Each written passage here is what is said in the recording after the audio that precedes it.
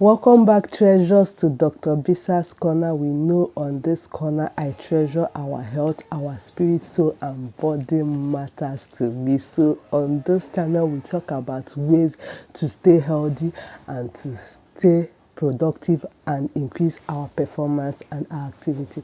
So today, I'll be talking about something that you might say it's only for women, but I know that all men around us have women. We either have women as wives, as mothers, as daughters, or as sisters.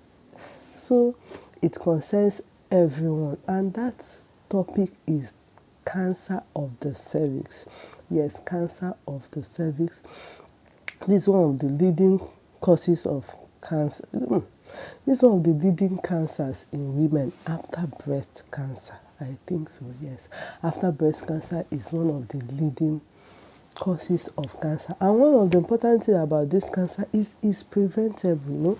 It's preventable. Most times you see some outreaches, medical outreaches that are talking about free screening for cervical cancer, which is what is advised that every woman or that is sexually active should go for. So now, what is cancer of the cervix? You permit me, I'll be looking into my notes from time to time, so I'll give you exactly what I prepared for us. So, did I welcome people? Please, if this is your first time of stopping by this channel, do well to subscribe and turn on your notification bell. God bless you. Dr. Bisa loves you. So so what is cancer of the cervix? This has to be with, this is a cancer that affects, like the cervix is the mouth of the womb or the entrance into the womb. It's actually the junction between the vagina and the uterus, and uterus is what we know as the womb that houses the baby. Now, the cervix is like a transition phase.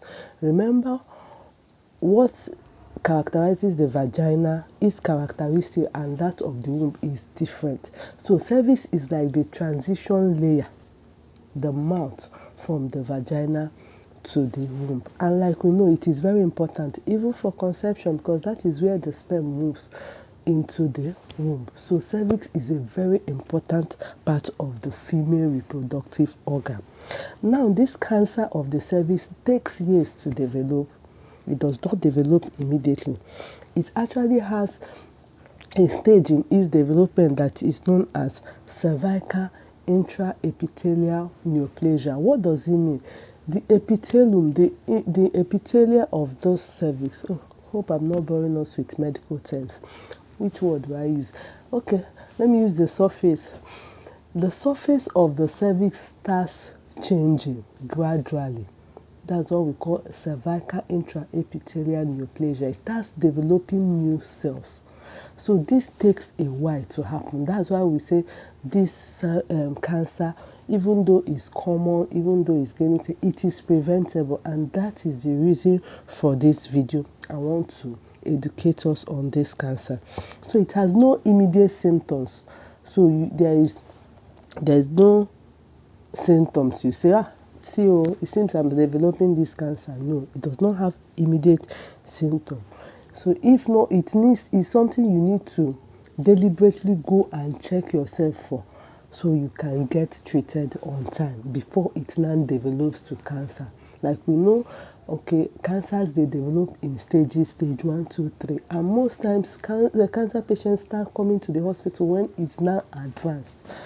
So that is why this video is coming your way, to educate you, to tell you that this cancer of the cervix can be found out before time and something can be done to it. Now, what is the cause of this cancer? The major cause of this cancer is infection with human papilloma virus. Human papilloma virus. And this virus, we have like 100 strains.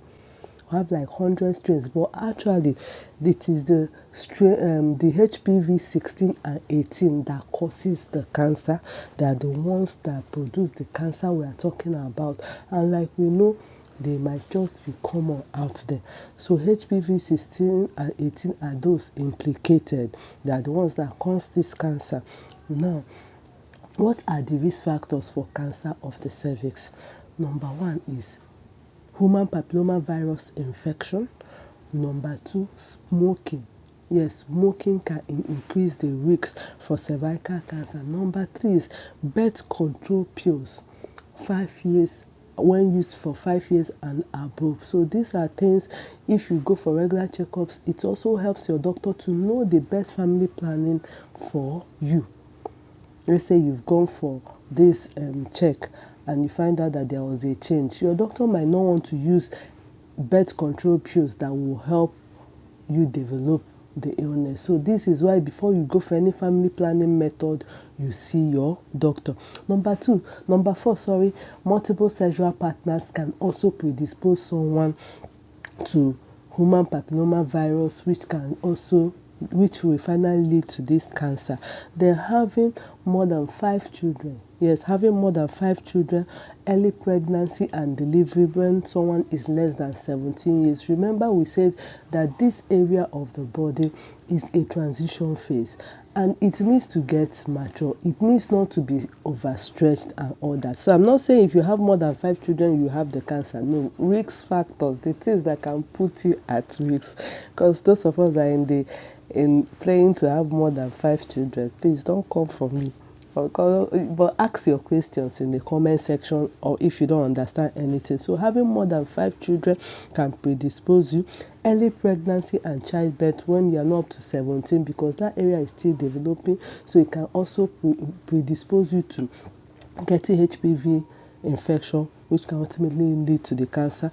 Another one is poor immune system. Maybe those that already have illnesses sabotaging their immune system. Example, HIV patients, their immune is already low, and some other autoimmune disease can also build that immunity, making you susceptible to developing this cancer. So now, how do we prevent it?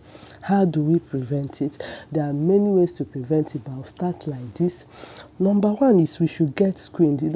When I ask women during while seeing them or consulting, have you done pap smear? Most of them don't know what pap smear is. So I pray, maybe because most people might not watch this video to this point, but I might have to also educate us more on some important screening tests women need to do. So number 1 is pap smear. If you are a sexually active woman from the age of 21 to 65, it's important that you do pap smear regularly every 3 years. Every 3 years. And if your result is normal, then you can wait for another 3 years to do it. If your result is not normal, then that is when you get further counseling on what next to do. So pap smear is very, very important for every sexually active woman between the ages of 21 and 65. And remember, when you do it once and get a good result, you can wait for 3 years to go back to do a repeat. Now, the second test you can do to prevent this cancer we are talking about is HPV test. HPV test. And when you get a normal test, you can actually wait for 5 years before you do a repeat. Remember, this waiting for 5 years is if you are sure that all the risk factors we have talked about, that you don't have, like, let me say 4 of them. If you don't have multiple sexual partners, if you didn't start if you didn't start sexual activity on time and all that, yes, you can wait till 5 years because you are sure that you are not in the risk group. Now, we also have vaccination, which is also a way to prevent it. To have vaccination, usually it's advised that children from the age of 11 to 12 years, even 9 years, they can take 2 doses of the vaccine for HPV.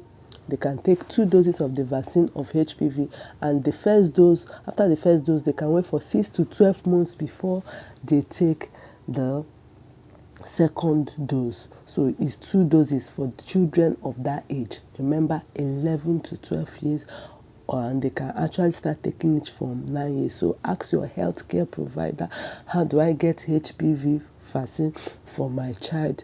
Maybe a child of 11 and 12, that's preteens area.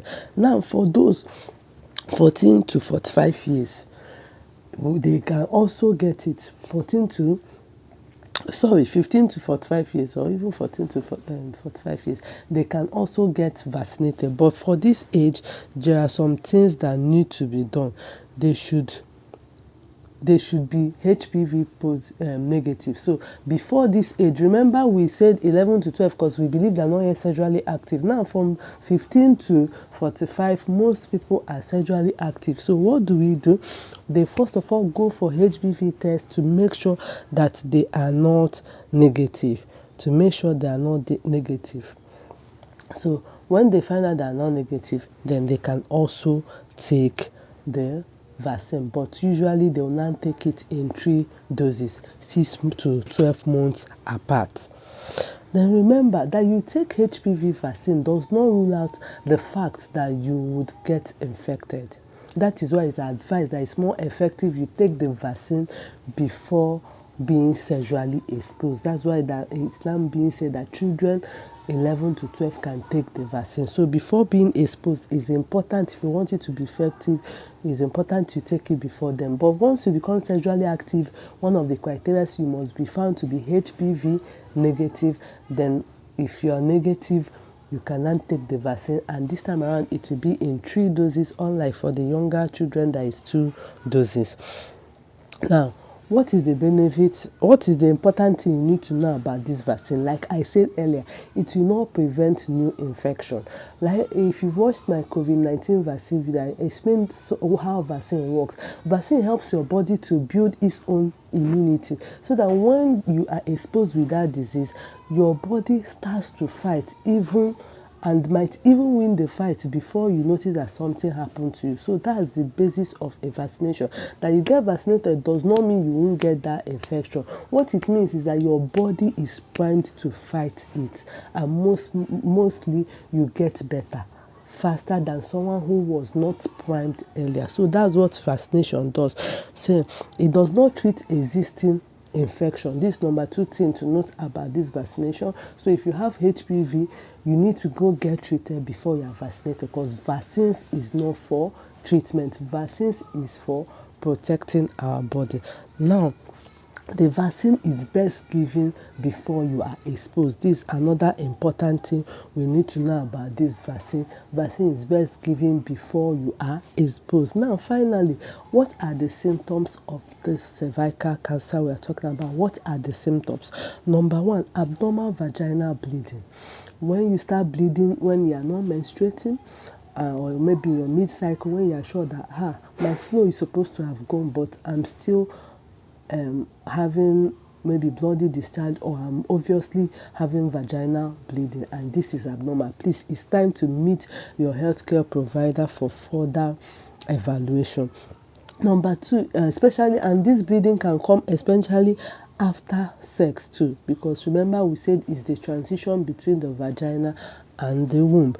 Another thing is unusual vaginal discharge can also be a symptom of this cervical cancer. Unusual vaginal discharge, when you notice that you're having a vaginal discharge that is not the normal one. The normal one is usually whitish depending on your cycle, but when it's now foul smelling, when it's now darker in color, then it's time to see your doctor. Another this thing is when you start bleeding even after you have reached menopause. Now, menopause is when a woman is supposed to have stopped menstruating, then suddenly someone of menopausal age starts bleeding, then it is actually time to see your doctor. So remember the signs we talked about: abnormal vaginal bleeding, especially after sex or after menopause. Then number 2, abnormal vaginal discharge, which I've said that the normal vaginal discharge is usually maybe transparent or whitish, and it is not foul smelling, and usually comes at a particular time of our period of our cycle. Now, if you start seeing these things at an abnormal time, it's time to visit your healthcare provider. But importantly, remember, you can be vaccinated to prevent this. Pap smear can help us to detect the stage and start treatment immediately. So I advise you, a father, a mother, or whoever that is watching, if you have children who are girls and are between ages of 11 and 12, not sexually active, please find HPV vaccine, let it be administered to them. Now, if you have those 15 to 45, please let them go for HPV test, and if they are negative, please they should take the doses, the vaccine, in 3 doses 6 months apart. And remember, Dr. Bisa loves you. In the comment section, please tell me, what do you want to see on this channel? What do you want to know more? And if you have questions concerning this video, please do well to drop them. I love you. God bless you. Do have a wonderful day. And if you've not subscribed, please subscribe and turn on your notification bell. Bye bye. See you next time.